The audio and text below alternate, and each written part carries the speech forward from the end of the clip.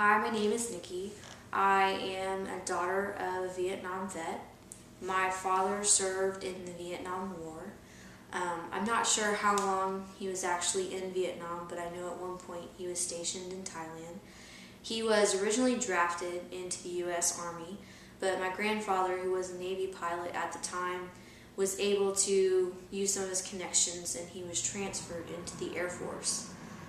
During his basic training, he did a really exceptional job with survival skills and ended up having to stay for an additional 8 months as an instructor. All of these things I've learned about my dad, I've learned in passing, in stories that I've heard him tell at parties where we were guests or when we're in the car and he just randomly would say something about his experiences. Because of my dad, I am very particular and always prepared. He would say that he was an Eagle Scout and that he was a man of the military, and that's why we always had extra clothes in the car, and you would have everything needed if something happened to break down in the car. And even though we live in the state of Georgia and the winter is not very cold here, we would have extra blankets and extra water and the usual emergency car kit with flares and emergency blankets and hand warmers and anything that you could think of that you might need in case of an emergency we had. I'm not sure about intergenerational PTSD. I had a great childhood. You could describe my dad as the oddball. He went by T-Bird, like the car, which is what he always liked to say. And he was a man of many trades. And I talked to my brother about that. And I think that when he came back from the military, which he served for 6 or 7 years, he had a lot of different jobs. And from talking to my brother and in passing with my dad, I think that he had a really hard time trying to figure out what it is he wanted to do, where it is that he fit in, what he was good at, which was a lot, but what he was supposed to do when he came back.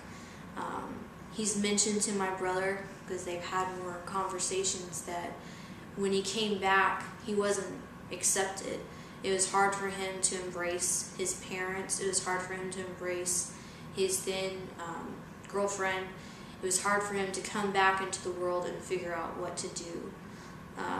Instead of becoming a pilot for my grandfather's private pilot line, he became a teacher and then became a carpenter, went back to being a teacher, became a husband, became a father, and went back to being a teacher, went back to being a carpenter, went back to selling meat. He just did a whole array of things.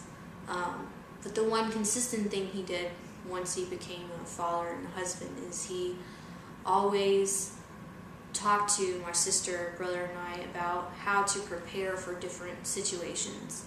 We could be driving to Walmart to go get milk, and he would talk about what to do if we were lost in the woods. And it would be a typical conversation for us in the car. We'd be driving, the whole family, my mom, sister, and brother, on our way to Walmart to get milk. And he'd say, "Hey kids, what would you do if you were lost in the woods?" And he'd wait for us to respond, and my brother, sister, and I would throw out ideas, leave a trail of cookie crumbs or whatever it may be that we have heard. And he would always tell us things we should do. Stay put, don't leave the beaten path if you can. Climb a tree to see what you can see. He said the greatest thing you can do is find out where you are so you can figure out where you're going. He would then tell us, make sure you always have the compass that's in your mind, know how to read the sky. And here we are just going to get milk at Walmart. But every car trip, every excursion to the grocery store was a lesson. It always became a lesson. I learned about how to change a flat tire. I learned about, obviously, not how to get lost in the woods. Or once I became older, it became more personal for my dad on how I could protect my personal being. So it was no longer a family car conversation, but it'd be, hey Nick, come with me to AutoZone. I need to get something for the car. And I wouldn't think anything of it. And next thing you know, you'd be like, what would you do if a guy didn't take no as an answer? Or what would you do if you were in a situation and someone tried to hurt your physical being? And the car conversations initially were weird when I was 15, 16, but it was great because it was time I got to spend with my dad. I always knew when he said, hey Nick, let's go to the store, that there was going to be some kind of conversation. But it was never strange to me. It was never uncomfortable. It was never odd. It was my dad. He wants to go to the store. He doesn't feel like driving. And hey, I'm getting my license soon, so let's go. And I'll never forget one conversation we had, which I didn't know was strange until I started talking about it, is one day, same thing, Dad says, hey, let's get in the car, we need to go somewhere. And he says, so Nikki, could you put your finger in someone's eye if you had to? And of course I'm driving, and yes, this is a strange question, but not too strange, because my dad's asked me lots of random things. And I'm like, well, I don't know, Dad, why am I putting my finger in someone's eye? And he says, well, you know, if someone attacked you, and you know you're short, you're a petite young girl, and if it was necessary, could you put your finger in someone's eye to protect yourself? And at the time, I just shrugged it off. I was like, I mean, sure, Dad, sure, maybe I could do that. And he's like, well, I just need to know. And I said, well, I think I could do that. And a couple years later, I went to Allstate. I made it for Allstate. And I went to this silver shop with my friend who was also there. And I saw this silver ring, which I'm a big fan of silver. And it kind of spiraled upward and had a gold tip. And kind of, you know, maybe looked like a serpent. And I remember seeing it and saying, oh, it's swirly. I'm a big fan of things that are spirally. But also thinking, I couldn't stick my finger in someone's eye, but I could use that ring. And so I asked my mom if I could have money, and I bought it. And I really forgot that that was my excuse for getting it until later talking to different people about my experiences with my father as a veteran and maybe discussing whether or not he had PTSD. And so this conversation led to a lot of other thoughts. And I told my husband about having this conversation about this ring that I bought because I could stick in someone's eye. And he said, well, that's not strange. And I said, what do you mean? And he said, well, have you looked at your jewelry recently? And he goes through all my rings and he says, you know, this pearl ring, yeah, it's a pearl, but it's scalloped around the edges and it sticks out at a point. And this other ring that you have is on 2 fingers, and you could just say it's decorative brass knuckles. And it made me think, well, maybe subconsciously somewhere in there, that conversation had more of an impact than I thought it would, because my dad always geared my mind towards how to protect myself as a girl. And maybe it came from just learning how to drive, or becoming an adolescent, or being a female, or his oldest daughter, that he really wanted to make sure we could protect ourselves. And whether it's a ring or him talking about always look in the back seat of your car before you get into it and underneath, and holding your keys in between your fingers so you have a good hold on them in case you need them. I'm always prepared. I'm always thinking. And sure, maybe children of veterans, or children of police officers, or children of security officers, or children of people who see crime and see violence, they take extra precautions to make sure that their daughters or their sisters or their wives know how to protect themselves. But I would argue, because of some of the things that he shared about his experiences during war, and the conversations that he chose to have with his children about how to protect themselves, could be because of things he experienced and or his desire to make sure that we were always safe. It could also be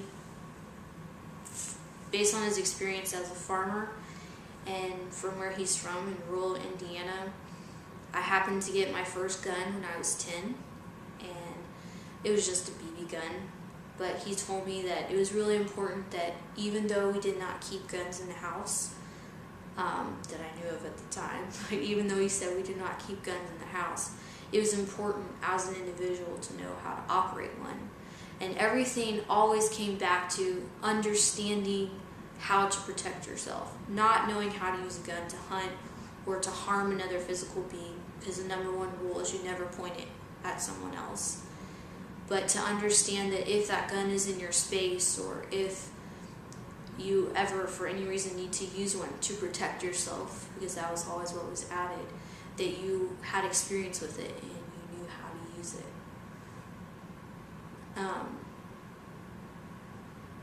I think my dad kept a lot of what happened during those years to himself. Again, the only stories that I know are what he said in those car conversations that are priceless.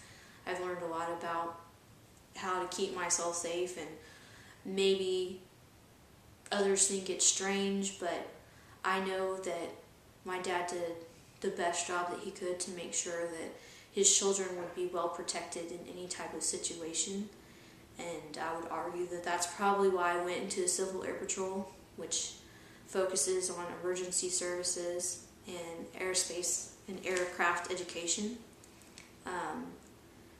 And it's just one more step to knowing how to survive in the woods, survive in life, survive in the street, survive in your job.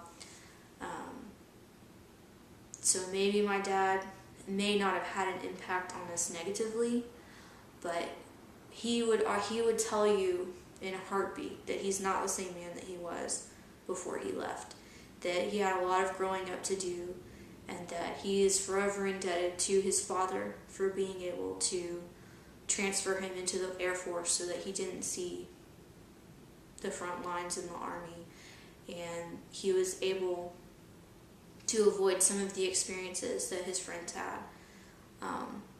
And while I don't know of his experiences, because he's, again, protected us, I would argue he has limited our knowledge of what he did, what he was exposed to, because he wanted to keep us safe.